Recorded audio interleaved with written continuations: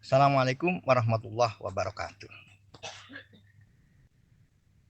Di dalam surat Ar-Ra'd.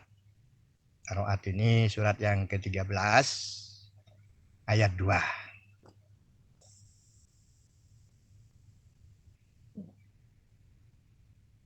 Allah lah yang meninggikan langit dengan tanpa tiang dan kamu melihatnya. Kemudian dia bersemayam di atas arsy dan dia menundukkan matahari dan bulan. Masing-masing beredar hingga waktu yang ditentukan. Dia mengatur segala urusan dengan dijelaskan tanda-tanda supaya kamu di dalam pertemuan dengan Tuhanmu kamu meyakini. Alladzi rafa'as samawati bi ghairi amad. Narawnaha, kamu melihatnya. Summastawa ilal arsy. Kemudian dia beristiwa di al-arsy. Wasakharos samsa wal qamara, yang memperjalankan matahari dan bulan. Semua di tempat perjalanannya. Nah, ini mengatur langit, perjalanan seluruh planet di alam semesta ini diatur. Itu teratur rapi. Satu sama lainnya itu tidak bisa bersentuhan untuk saling menghancurkan. Diatur harmonis. Dan diatur ini semua untuk kepentingan manusia.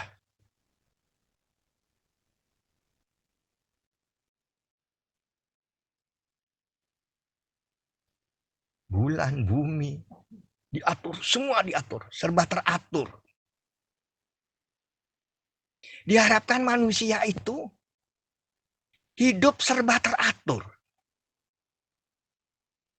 Teratur cara makannya, teratur cara tidurnya, teratur cara bepergiannya. Semuanya serba teratur. Kalau melampaui dari aturan-aturan dari kemampuan manusia itu sendiri, maka ya risikonya bagi manusia itu sendiri. Jadi ini kalau kita mengikuti sebagaimana Allah mengatur alam semesta ini.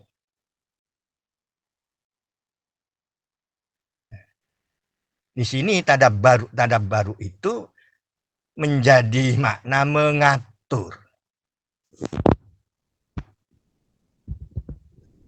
Mengatur ini tentu di sistem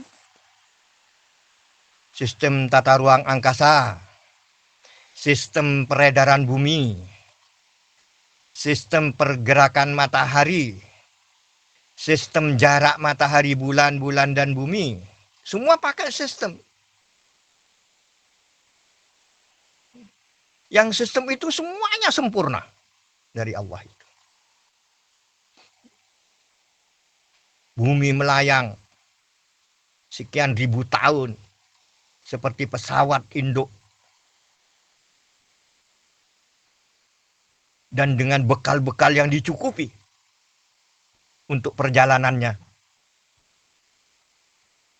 Untuk kepentingan pesawat itu sendiri, untuk kepentingan penumpangnya yang ada di dalamnya itu dipenuhi semua. Dan diatur, bukan cuma dipenuhi, diatur. Sayangnya manusia sering keluar dari aturan-aturan itu. Ini misalnya satu contoh. Di dalam Islam itu ada aturan-aturan keluarga. Bagaimana seharusnya seorang suami dan bagaimana seharusnya seorang istri dan bagaimana seharusnya seorang anak. Ada aturan-aturan di situ. Tapi sehubungan nafsu yang berbeda itu, maka sering satu keluarga itu melanggar peraturan. Ketika satu yang melanggar peraturan, yang lainnya tidak bisa berbuat apa-apa. Karena mempertimbangkan sesuatu, kalau ini dibenturkan malah menjadi tambah parah nanti itu pertimbangan. Disitulah kadang-kadang kita ini hidup dalam aturan-aturan Islam itu, makan si buah malaka ama. Itu artinya dimakan pahit, nggak dimakan ya pahit. Nah, sampailah kepada satu pilihan nantinya. Ya bisa berantakan, bisa membunuh. Ini tanpa disadari bahwa sebetulnya ini menyalahi sistem Islam, menyalahi hukum-hukum Islam, menyalahi dinnya Islam.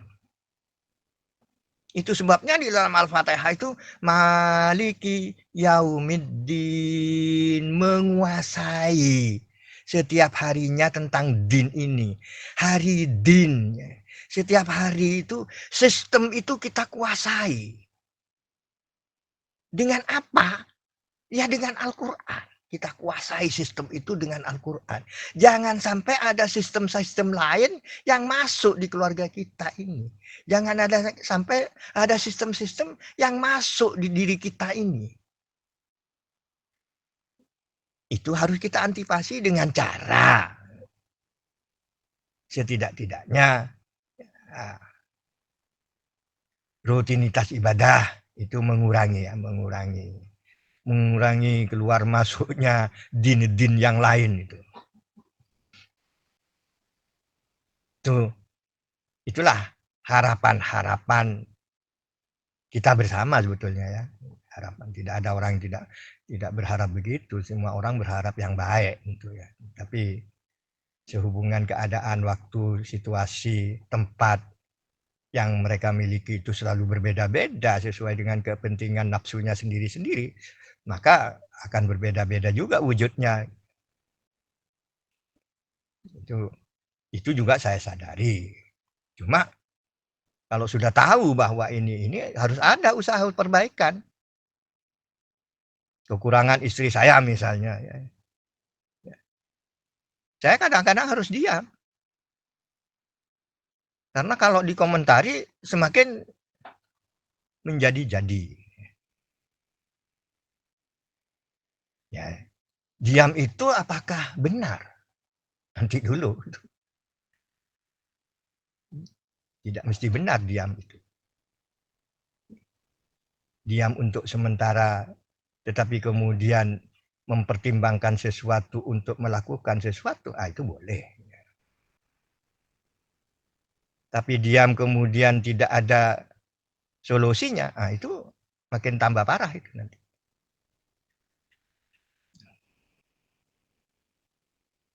Tuh. Wassalam dulu ini.